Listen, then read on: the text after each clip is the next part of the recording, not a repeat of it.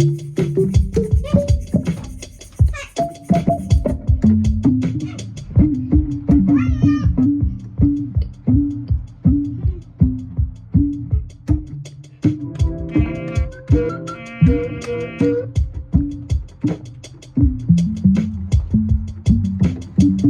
at a time. Hey, guys, we can't both do this at the same time. Hey, one at a time. One person at a I time. want the honk.